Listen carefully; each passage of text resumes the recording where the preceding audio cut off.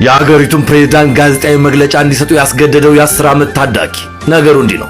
ቴሞኮ ይባላል። በቡርኪና ፋሶ እጅግ በጣም ተወዳጁ እንዲሁም ከ20 ጊዜ በላይ ግድያ ሙከራ የተደረገበት ኢብራሂም ትራኦሬ ወደ አንድ ገጠር ከተማ ብቅ ይላል። የ10 ዓመቱ ታዳጊ ታዲያ የእሱን ፎቶ በኪሱ በመያዝ ባደፈ ልባሱና በባዶ እግሩ እኚህን የሚወዳቸውን ፕሬዝዳንት ለማግኘት ይጎራ ይላል። ታዲያ ጸጥታ አካላት ይከለክሉታል። ይህንን ነገር ኢብራሂም ትራኦሬ ይሰማል። ግድ የለም ላኩት፣ ወደ እኔ ማናገር እፈልጋለሁ የኢብራሂም ትራኦሬ ንግግር ነበር። ታዲያ ሕፃኑ ወደሱ በተጠጋ ጊዜ በጣም እንደሚወደውና ኪስ ውስጥም የሱን ፎቶ ይዞ እንደሚዞር ይናገራል። ኢብራሂም ትራኦሬ ግን አንድ ነገር ነው የጠየቀው። ስለ ቤተሰብ ንገረኝ ነበር ያለው። ቤተሰቦቼ በገጠር ነው የሚኖሩት፣ እጅግ በጣም ደካማ ህይወት ነው የምንኖረው። አባቴ ካንሰር ታማሚ ነው፣ እናቴ ደግሞ ግብርና እያገዘችው ነው የምንኖረው ምላሹ ነበር። ታዳጊው ሕፃን ልጅ የሚያሳያቸው ፍቅር ልባቸውን ያርደዋል፣ በእንባም ይዋጣሉ። ወደ ከተማም ወስዶ እስከ ዩኒቨርሲቲ የሚያስችለውን የትምህርት ሁኔታ ይከፍሉለታል። ለአባትየው ምርጥ የሚባለው ሆስፒታል የካንሰር ትሪትመንቱን እንዲጀምር ይፈቅዱለታል። ለእናትየው ደግሞ ዳግመኛ እንዳትራቡ በሚል የግብርና እርሻቸውን እንዲያስፋፉ እርዳታ ያደርግላቸዋል። ኢብራሂም ትራኦሬ በልባቸው ነው ሀገር የሚመሩት የአፍሪካ ተስፋ ነው የሚባላቸው ፕሬዝዳንት በዚህ መቆም አልፈለጉም።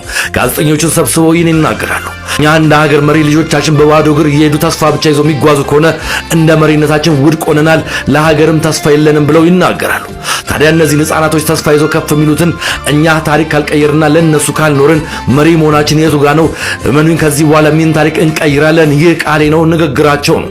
ታዳጊ ቲሞኮን የአፍሪካውያን ጋዜጠኞች እየተቀባበሉ እየተናገሩለት ይገኛሉ። በብሩ ታዳጊ ይሉታል። ሌሎቹ ደግሞ አፍሪካውያን ፕሬዝዳንት ልብ ያራደ እንዲሁም ፕሬዝዳንቶቻችን ትናንሽ ድምጾችን መስማት አለባቸው፣ ይህንን ያስገደደ በሳለ ሕፃንም እያሉ ይጠሩታል። በዚህም አጋጣሚ አፍሪካውያን ለኢብራሂም ትራኦሬ ያላቸው ክብር ከፍ ብሏል። ሰሚ አገኘን፣ ትናንሽ ድምጾች የሚሰሙበት ዘመን ደርሷል፣ የአፍሪካ ተስፋ ትራኦሬ ነው ሲሉም ተደምጧል። በአንጻሩ ምዕራባውያን ግን አሁንም ትራኦሬን ለማስገደል የማይፈነቅሉ ድንጋይ የለም፣ ሁሉን ነገር እየሞከሩ ይገኛሉ። ሁሉም የቡርኪና ፋሶ አይኖች ወደ ኢብራሂም ትራኦሬ ናቸው።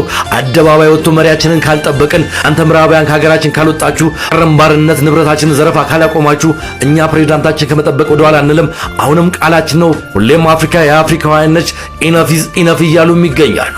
ቤተሰቦቼ በገጠር ነው የሚኖሩት፣ እጅግ በጣም ደካማ ህይወት ነው የምንኖረው። አባቴ ካንሰር ታማሚ ነው፣ እናቴ ደግሞ ግብርና እያገዘችው ነው የምንኖረው ምላሹ ነበር። ታዳጊው ሕፃን ልጅ የሚያሳያቸው ፍቅር ልባቸውን ያርደዋል፣ በእንባም ይዋጣሉ። ወደ ከተማም ወስዶ እስከ ዩኒቨርሲቲ የሚያስችለውን የትምህርት ሁኔታ ይከፍሉለታል። ለአባትየው ምርጥ የሚባለው ሆስፒታል የካንሰር ትሪትመንቱን እንዲጀምር ይፈቅዱለታል።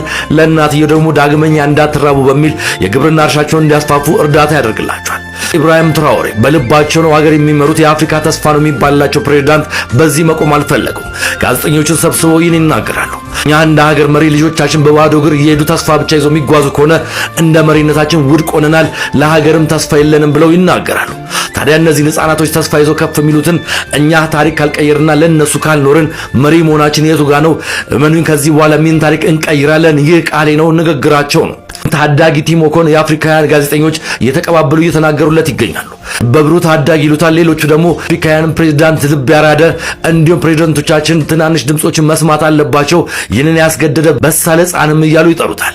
በዚህም አጋጣሚ አፍሪካውያን ለኢብራሂም ትራኦሬ ያላቸው ክብር ከፍ ብሏል። ሰሚ አገኘን፣ ትናንሽ ድምጾች የሚሰሙበት ዘመን ደርሷል፣ የአፍሪካ ተስፋ ትራኦሬ ነው ሲሉም ተደምጧል።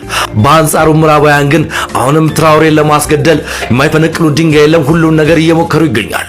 ሁሉም የቡርኪና ፋሶ አይኖች ወደ ኢብራሂም ትራኦሬ ናቸው። አደባባይ ወጥቶ መሪያችንን ካልጠበቅን፣ አንተ ምዕራባውያን ከሀገራችን ካልወጣችሁ፣ አረምባርነት ንብረታችንን ዘረፋ ካላቆማችሁ እኛ ፕሬዝዳንታችን ከመጠበቅ ወደ ኋላ አንልም፣ አሁንም ቃላችን ነው፣ ሁሌም አፍሪካ የአፍሪካውያን ነች፣ ኢነፍ እያሉ ይገኛሉ። እናንተስ በፕሬዝዳንቱና በልጁ መካከል የተፈጠረውን ነገር እንዴት ትገልጹልናላችሁ? በኮሜንት ሴክሽን